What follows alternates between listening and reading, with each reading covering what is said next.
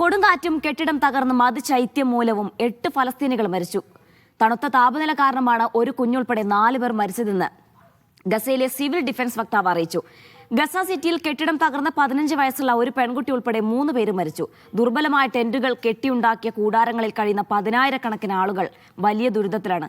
ആവശ്യമായ മാനുഷിക സഹായവും അഭയകേന്ദ്രങ്ങളിലേക്കുള്ള പ്രധാന സാധനങ്ങളും ഇസ്രായേൽ തടയുകയാണ്. ഗസയ്ക്ക് ആശ്വാസം നൽകുന്നതിൽ അന്താരാഷ്ട്ര സമൂഹം പരാജയപ്പെടുന്നത് ഖേദകരമാണെന്ന് ഹമാസ് പ്രസ്താവനയിൽ പറഞ്ഞു. അതേസമയം 2ാം ഘട്ട വെടിനിർത്തലുമായി ബന്ധപ്പെട്ട് നടപടികൾ തുടരുന്നതായി മധ്യസ്ഥ രാജ്യമായ ഖത്തറും അറിയിച്ചു. MC നാസറുണ്ട് വിശദാംശങ്ങൾ നൽകാനായി. നാസർ, ഈ ഗസയിലെ ദുരിതപൂർണമായ ഒരു സാഹചര്യം അത് പറഞ്ഞറിയിക്കാൻ കഴിയാവുന്നതിലും അപ്പുറമാണെന്നാണ് മനസ്സിലാക്കുന്നത്. ഒരു ഭാഗത്ത് യുദ്ധക്കെടുതിയിൽ ഉണ്ടാവുന്ന ദുരിതം, അതിൽപ്പെട്ട് ജനങ്ങളിങ്ങനെ വലയുന്നതിനിടയിലാണ് അതിശൈത്യവും. എന്താണ് സാഹചര്യം? വിവരങ്ങൾ എങ്ങനെയാണ്? ജിന, ഈ പ്രകൃതിക്ഷോഭം മൂലം വലിയ തോതിലുള്ള ദുരിതപൂർണമായിട്ടുള്ള അവസ്ഥയിലേക്കാണ് ഈ യുദ്ധാനന്തര ഗസ മാറിയിരിക്കുന്നത്. കാരണം 2 വർഷത്തോളധികം നീണ്ട യുദ്ധം, അതിൻ്റെ ഒരു പ്രകമ്പനങ്ങളോ അല്ലെങ്കിൽ അതിൻ്റെ പ്രത്യാഘാതങ്ങൾ മാറുന്നതിന് മുമ്പാണ് ഇടവിട്ട് പിന്നെ വളരെ പ്രതികൂലമായിട്ടുള്ള സാഹചര്യം, കൊടുങ്കാറ്റും പേമാരിയും അതോടൊപ്പം തന്നെ കൊടും ശൈത്യവും. ഇത് കുഞ്ഞുങ്ങൾ ഉൾപ്പെടെയുള്ളവരുടെ സുരക്ഷ ഇത് യഥാർത്ഥത്തിൽ ഇപ്പോൾ നടക്കുന്നത് ഈ വെടിനിർത്തലിൻ്റെ മറവിലുള്ള ക്രൂരമായിട്ടുള്ള ഒരു വംശഹത്യ തന്നെയാണ്. കാരണം ലക്ഷക്കണക്കിന് മനുഷ്യരാണ് ഒരു താൽക്കാലിക ടെന്റുകളുടെ ഒരു സാന്ത്വനം പോലും ഇല്ലാത്തൊരവസ്ഥയിൽ കഴിഞ്ഞുകൂടേണ്ടി വരുന്നത്. ഇത് ഏറ്റവും കൂടുതൽ ബാധിച്ചിരിക്കുന്നത് ഇപ്പോൾ കുഞ്ഞുങ്ങളെയാണ്. തകർന്ന അടിഞ്ഞ കെട്ടിടങ്ങൾ ഒരു ഭാഗത്ത്, അതോടൊപ്പം തന്നെ തകരാൻ കിടക്കുന്ന കെട്ടിടങ്ങൾ മറുഭാഗത്ത്. ഇതൊന്നും ഒരു നീക്കം ചെയ്യാനോ ഈ അവശിഷ്ടങ്ങൾ മാറ്റാനോ ഉള്ള ഒരു ശ്രമങ്ങൾ പോലും ഈ യുദ്ധാനന്തര ഒരു അവസ്ഥയിൽ പോലും, ഈ വെടിനിർത്തലിൻ്റെ അവസ്ഥയിൽ പോലും ഇസ്രായേലിൻ്റെ ഭാഗത്തു നിന്നുള്ള എതിർപ്പ് മൂലം നടന്നിട്ടില്ല. അതുമാത്രമല്ല, കൂടുതൽ സഹായങ്ങൾ എത്തിക്കാൻ വൈദ്യമേഖലയിലും അതോടൊപ്പം തന്നെ മറ്റ് രംഗങ്ങളിലും അത് എത്തിക്കണമെന്ന നിരന്തരമായിട്ടുള്ള അഭ്യർത്ഥന ഉണ്ടായിട്ടും അതും അംഗീകരിച്ചിട്ടില്ല. റഫ അതിർത്തി തുറക്കണമെന്ന പിന്നെ വളരെ കൃത്യമായി തന്നെ ഈ വെടിനിർത്തൽ കരാറിൽ പറഞ്ഞിരുന്നു. അതും പൂവണിയാതെ പോകുന്നൊരു സാഹചര്യം ഉണ്ടായി. അതൊക്കെയാണ് ഇപ്പോൾ ഈ 8 പേർ കൊല്ലപ്പെട്ടു എന്നത്. അവരെയും പിന്നെ ഒരു ആയുധങ്ങൾ ഇല്ല എങ്കിൽ പോലും ആ കൊലയും ശരിയായിട്ടുള്ള ഒരു വംശഹത്യയുടെ ഭാഗമായിട്ടാണെന്ന് ഹമാസ് പുറത്തിറക്കിയ പ്രസ്താവനയിൽ വ്യക്തമാക്കുന്നത്.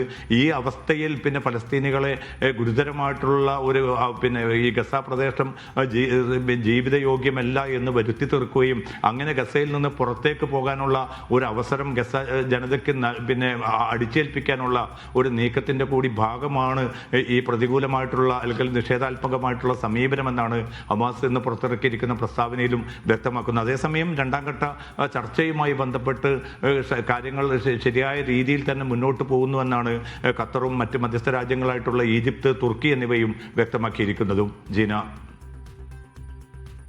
അതേസമയം തന്നെ ഏറ്റവും പ്രധാനപ്പെട്ട കാര്യം 2ാം ഘട്ട വെടിനിർത്തലുമായി ബന്ധപ്പെട്ടതാണ്.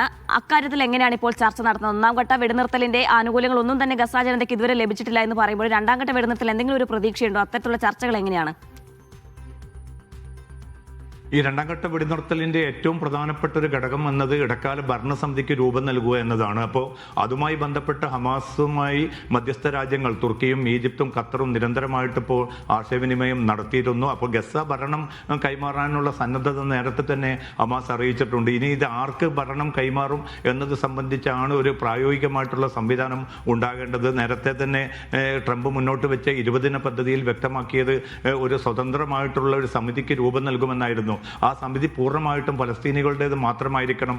ടെക്നോക്രാറ്റുകൾ ഉൾപ്പെടുന്ന ആ സമിതിക്ക് രൂപം നൽകുക എന്നതാണ് ഇതിലെ ഏറ്റവും പ്രധാനപ്പെട്ട ഒരു കടമ്പ. അതിനുവേണ്ടി 1-2 ദിവസത്തിനുള്ളിൽ കെയ്റോയിൽ യോഗം ചേരും. ഹമാസും അതോടൊപ്പം തന്നെ ഇസ്ലാമിക് ജിഹാദ്, മറ്റ് ഫലസ്തീൻ സംഘങ്ങളും ആ ചർച്ചയിലും മീറ്റിങ്ങിലും പങ്കെടുക്കും. അവരിലൂടെ ഒരു ധാരണ രൂപപ്പെടുത്തുകയും അതിന് ഇസ്രായേലും അമേരിക്കയും കയ്യൊപ്പ് ചാർത്തുകയാണെങ്കിൽ തീർച്ചയായിട്ടും ഇടക്കാല ഭരണസമിതി വെളുപ്പത്തിൽ നിലവിൽ വരും. തുടർന്നായിരിക്കും ഗസയിലേക്കുള്ള ഈ അന്താരാഷ്ട്ര സൈന്യത്തിന്റെ വിന്യാസം, അതോടൊപ്പം തന്നെ ഗസയിലെ ഹമാസിന്റെ നിരായുധീകരണം ഉൾപ്പെടെയുള്ളവ ചർച്ചയ്ക്കെടുക്കുക. എന്തായാലും ഒരുപക്ഷെ സമയമെടുക്കുന്ന ഒരു പ്രോസസ്സാണിത്. ഇപ്പോൾ വെനിസ്വേല സംഭവ വികാസങ്ങളും ഇറാൻ സംഭവ വികാസങ്ങളും ഒക്കെ രൂപപ്പെട്ടതോടുകൂടി അമേരിക്കയുടെ പ്രധാന അജണ്ടയിൽ ഇപ്പോൾ ഗസ വരുന്നില്ല. നേരെ മറിച്ച് അവരുടെ താല്പര്യം മറ്റ് മേഖലകളിലാണ് ഇപ്പോൾ. അതുകൊണ്ട് തന്നെ പ്രായോഗികമായിട്ട് മധ്യസ്ഥ രാജ്യങ്ങളുടെ ഒരു താല്പര്യമുണ്ട് എങ്കിൽ പോലും ഇതിന്റെ തുടർ നടപടികൾ മുന്നോട്ട് നീക്കണമെങ്കിൽ അമേരിക്ക പിന്നെ ഒരു തീരുമാനം കൈക്കൊള്ളണം. ആ തീരുമാനം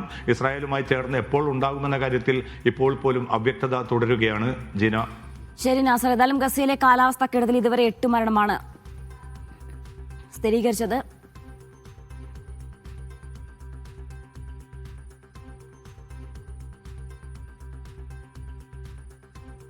നാസറാണ് വിശദാംശങ്ങൾ നൽകിയത്.